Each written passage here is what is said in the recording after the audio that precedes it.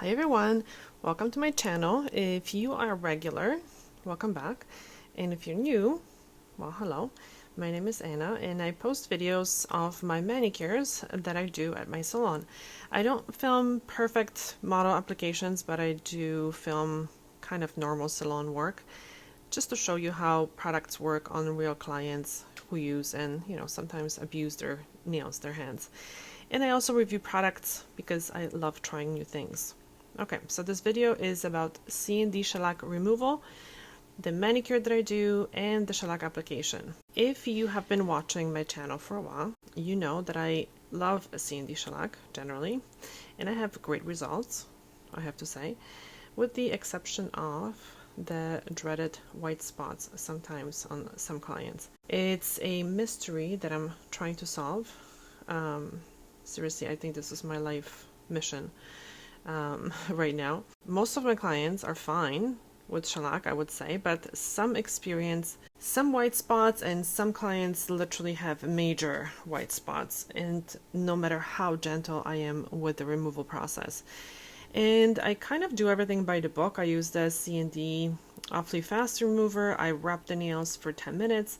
I believe the regular CND Shellac Topcoat says it's an 8-minute removal. I don't really use the DuraForce too much. And you can, as you can see in this video, the 2-week removal is super easy. And in this video, you will see two kind of a different manicure techniques that I've been trying lately. So for a change, actually, I used a cuticle remover because normally I do fully kind of dry manicures with my EFILE. And on one hand, so this is the difference now. On one hand, I went over with a prep bit, and I did it super gently just to clean up the little snags that sometimes stay on a nail. And on the other hand, I used a buffer, and I kind of went over the buffer with my file to make it even softer. And like I mentioned, I did it because, and I know CND recommends zero buffing, but I find that with some people it's totally possible, because once you push back the the proximal nail fold to the skin and you remove, some people just don't have much cuticle left on the nails, and like you see with this person, she really does.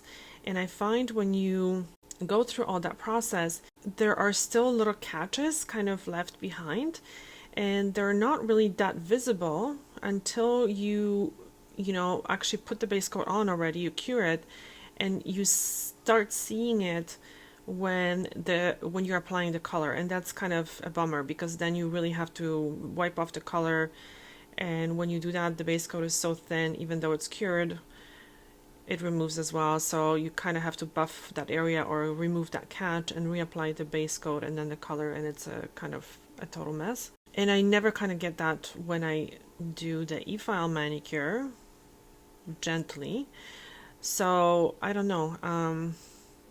I hope you know what I mean, and let me know in the comment section if you know what I mean, and if you're having the same kind of issues sometimes with some clients when you try not to buff and and you're using shellac.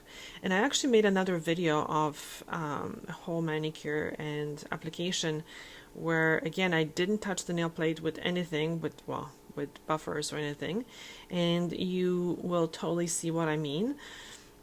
And you will see that when I'm applying color, there are some little catches, and I kind of left them behind, but because I was hoping that the color would cover the catches. And it kind of did, but not really. I had to buff the top coat and reapply it on one nail, and it just, I don't know, it just bugs me when the nail is not super smooth, and when this happens, it's just, I kind of can't stand when the manicure is not perfectly perfect. So I'm actually putting a link to that video below as well. And I think for now I'm just going to leave it as a private video, well, unlisted, just for those of you who kind of want to see what I'm talking about. Okay, so just click the link below and to see that video, and just kind of comment under the video about what you think. So going back to the white spots and the clients who get them, again, some might say that it's because of the tiny amount of buffing that I'm doing. I really don't think so, because on those clients that experience the white spots, I stopped even that to see if the situation improves, and so far I have not seen any changes, but I will keep you totally updated. I'm making few kind of tests right now, and I also am not noticing any of the white spots on anyone that I'm using the Dazzle Dry nail polish on. And I do that very little light buff around, just around the cuticle. That's what Dazzle Dry recommends, and I don't see any thinning of the nail plate. And I've been using it consistently on some people since February, so March, April, May, June, July, so 5 months. You would see a difference or thinning of the nail plate with the very light buff that I'm doing. It's absolutely 100% not happening.